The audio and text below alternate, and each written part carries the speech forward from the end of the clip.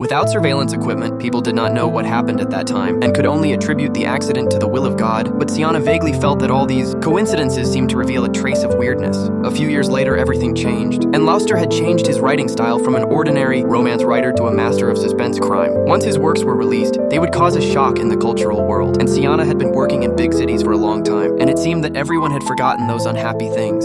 Today was the 30th wedding anniversary of her parents. Sienna called her mother to congratulate her, and the family was happily cooking. She had guessed that there was her father's favorite mushroom card. Then he chatted with his father about Tianya. Where are you coming?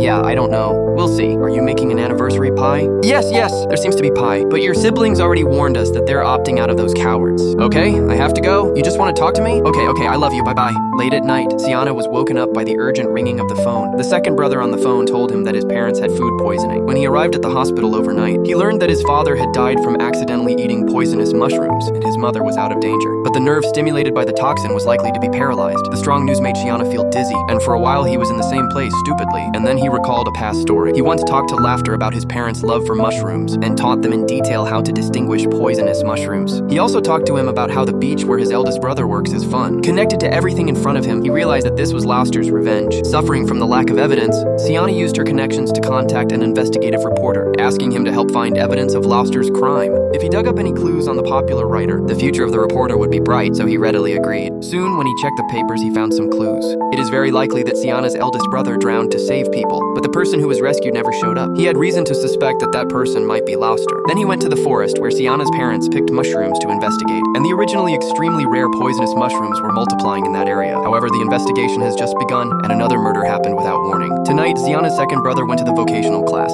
As a doctor, he just arrived at the hospital, stopped the car, and was dragged out by a burly man. And then the man punched and kicked him. Then the burly man wrapped the chain around his hand. Only a few heavy muscles, and the thin second brother did not breathe.